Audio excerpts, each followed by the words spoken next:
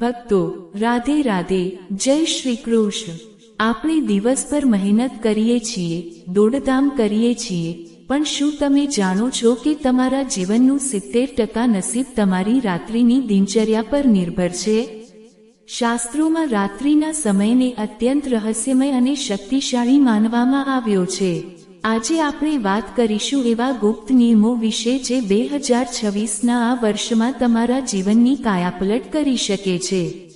આપણે ઊંઘીએ છીએ ત્યારે આપણું શરીર ભલે નિષ્ક્રિય હોય, પણ આપણું અર્ધજાગ્રત મન બ્રહ્માંડ સાથે જોડાયેલું હોય છે।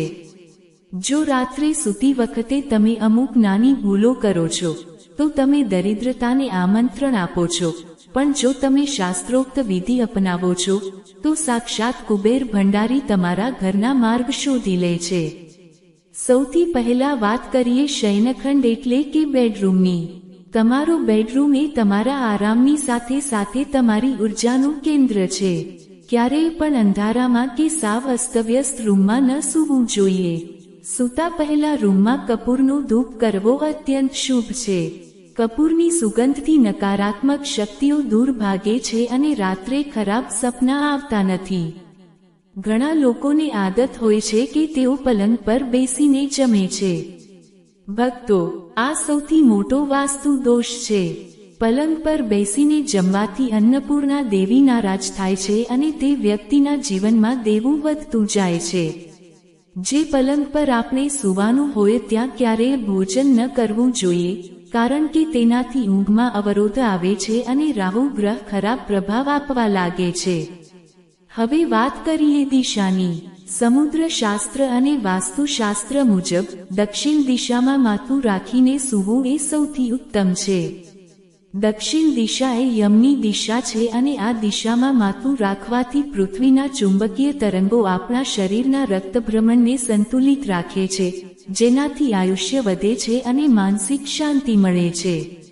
ક્યારેય પણ ઉત્તર દિશામાં માથું રાખીને ન સૂવું જોઈએ, કારણ કે તેનાથી માથાનો દુખાવો, અનિદ્રા અને હૃદય રોગની સમસ્યાઓ થઈ શકે છે।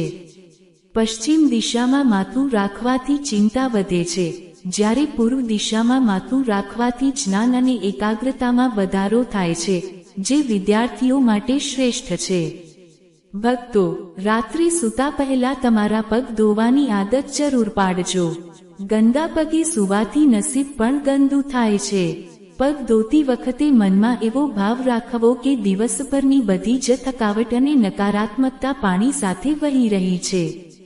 પગ લૂછીને તળિયામાં જો તમે સરસવના તેલનું માલિશ કરો છો, તો તેનાથી તમારી આંખોની રોશની વધે છે અને મગજ શાંત થાય છે। સૂતા પહેલા હંમેશા તમારા ઈષ્ટદેવનું સ્મરણ કરવું જોઈએ। અચ્યુતમ કેશવમ રામ નારાયણમ અથવા તો તમારા ગુરુ મંત્રનો જાપ કરતા કરતા જે વ્યક્તિ નિદ્રાધીન થાય છે, તેના સપનામાં સાક્ષાત દેવતાઓના દર્શન થાય છે। સપનાની વાત નીકળી છે તો સ્વપ્ન વિજ્ઞાન વિશે પણ જાણી લઈએ। શું તમને રાત્રે પિતૃઓ દેખાય છે?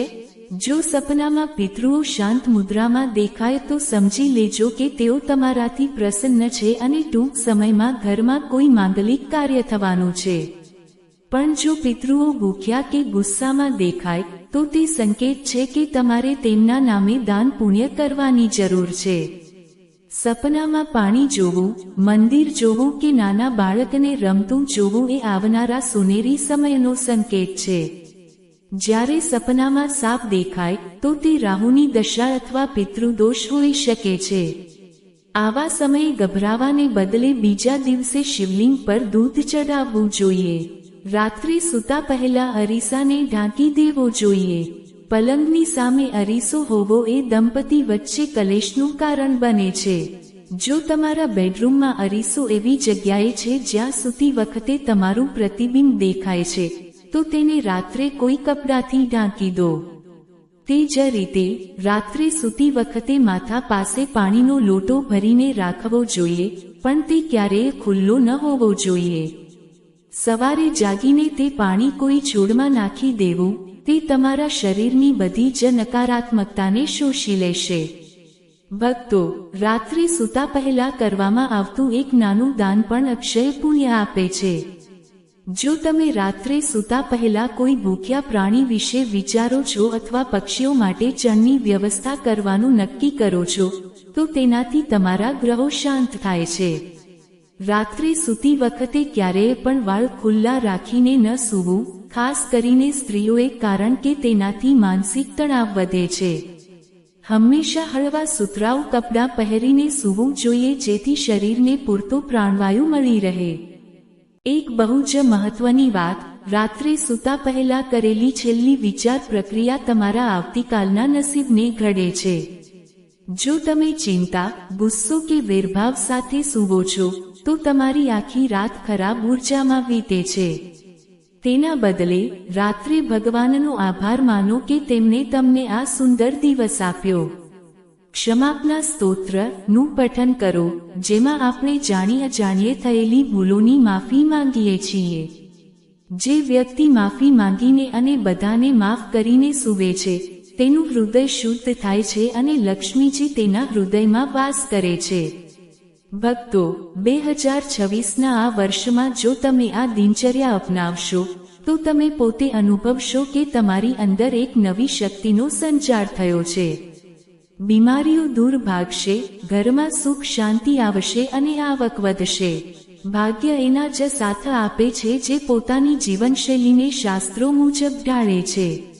આશા રાખું છું કે આ માહિતી તમારા જીવનમાં નવો પ્રકાશ ફેલાવશે. તમને રાત્રે કેવા સપના આવે છે તે કોમેન્ટમાં જરૂર જણાવજો. વિડીયોને લાઈક કરજો અને તમારા પરિવાર સાથે શેર કરજો જેથી દરેક રાત મંગલમય બને. કોમેન્ટમાં જય શ્રી કૃષ્ણ લવાનું ભૂલતા નહીં. આવતા વિડીયોમાં આપણે હજુ પણ આવા ગહન રહસ્યો વિશે વાત કરીશું. ત્યાં સુધી સદાય ખુશ રહો અને ભક્તિમાં લીન રહો. રાધે રાધે.